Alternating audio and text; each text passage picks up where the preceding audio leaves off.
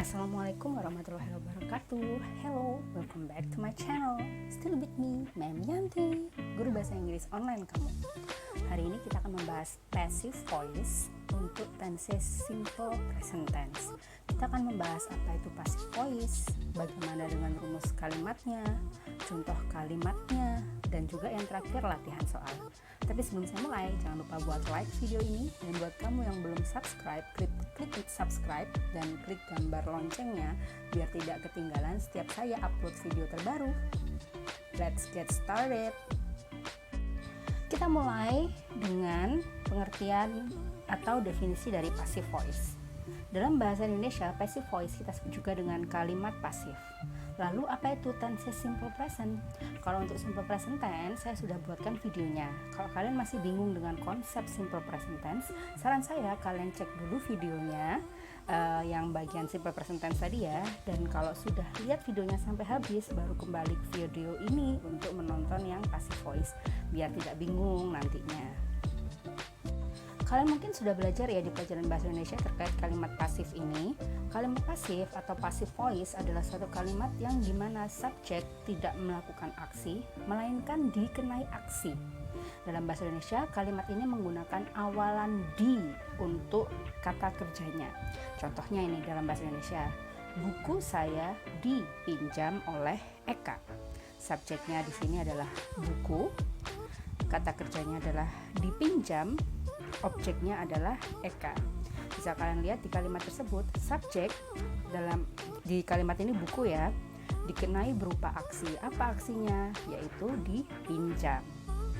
Setelah kita tahu apa itu kalimat pasif atau passive voice, sekarang kita masuk ke pembahasan kedua, yaitu rumus kalimat. Rumus kalimat passive voice untuk simple present tense adalah subject plus to be. To be di sini adalah is, am, dan are, plus verb. Verbnya adalah verb 3 atau kata kerja bentuk ketiga, plus by, plus object. Kalian bisa perhatikan di bagian to be-nya ya. Karena yang kita bahas adalah kalimat pasif untuk tenses simple present, maka to be yang kita gunakan ya harus sesuai untuk tenses simple present. Ada 3 ya. Is digunakan untuk subjek she, he, dan it. Am digunakan untuk subjek I, dan are digunakan untuk subjek they, we, dan you. Jadi berbeda tenses, to be-nya pun juga akan berubah. Karena itulah passive voice ini perlu dibahas berdasarkan tensesnya. Karena itu kita sekarang fokusnya ke simple present tense ya. Bahas definisinya passive voice, kita sudah bahas rumus kalimatnya. Sekarang kita masuk ke pembahasan ketiga, yaitu contoh kalimat. Untuk contoh kalimat ini saya akan memberikan kalimat aktif dulu ya, lalu saya akan merubahnya menjadi kalimat pasif supaya kalian bisa tahu bagaimana merubah kalimat aktif ke kalimat pasif dalam bahasa Inggris. Contoh yang pertama untuk kalimat aktifnya dulu. Eka borrows my book. Eka meminjam buku saya. Bagaimana merubah kalimat ini menjadi kalimat pasif? Kita wajib menukar dulu posisinya Eka dengan posisi my book. Karena my book, lalu kita ingat tadi rumusnya adalah to be plus verb 3. My book, buku. Bukunya cuma satu, maka kita wajib menggunakan to be is. Lalu kata borrow adalah verb 1, kita harus merubahnya menjadi verb 3, maka berubah menjadi borrowed. Ada ed di belakangnya ya, ini adalah verb 3. By Eka. Jadi awal kali kalimat aktif adalah Eka borrows my book, Eka meminjam buku saya. Kita rubah menjadi kalimat pasif, my book is borrowed by Eka. Buku saya dipinjam oleh Eka. Kita masuk ke contoh yang kedua. Sama masih ya, saya akan mulai dari kalimat aktif dulu. Mrs. Park calls some students to her room. Nyonya Park memanggil beberapa siswa ke ruangannya.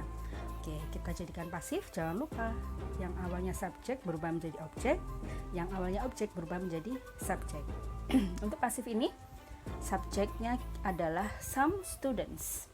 Some students ada S-nya, berarti ada lebih dari satu siswa ya, ada beberapa siswa yang dimaksud dalam kalimat ini. maka kita harus menggunakan are karena ada orang banyak di sana ya. Some students are, call berubah menjadi verb 3, called. Some students are called by Mrs. Park to her room. Beberapa siswa dipanggil oleh Nyonya Park ke ruangannya. Jadi seperti itu caranya merubah kalimat aktif menjadi pasif dalam bahasa Inggris. Sekarang kita masuk ke bagian terakhir, yaitu latihan soal. Kalau kalian tahu jawabannya, kalian nanti bisa ketikkan jawabannya di kolom komentar ya. Soal pertama, a gift bla bla bla by my mother to me. Oke, ini sudah berupa kalimat pasif, tapi kalian diminta untuk mengisi kata kerja atau verb yang sesuai untuk kalimat tersebut. Jawabannya yang mana ya? A. Gives, B. Give, C. Is given, D. Are given, atau E. Is giving. Silahkan kalian jawab di kolom komentar. Kita masuk ke soal kedua. Some cookies bla bla bla by some Scout girls. Beberapa kue titik-titik oleh anak-anak pramuka, anak perempuan pramuka ya. Kata kerja yang mana yang sesuai? A. Is made, B. Make, C. Is making, D. Are making, ataukah E. Are made? Silakan dijawab di kolom komentar ya. Soal ketiga, ini soal terakhir, bentuknya akan berbeda ya bentuknya dengan soal pertama dan soal kedua.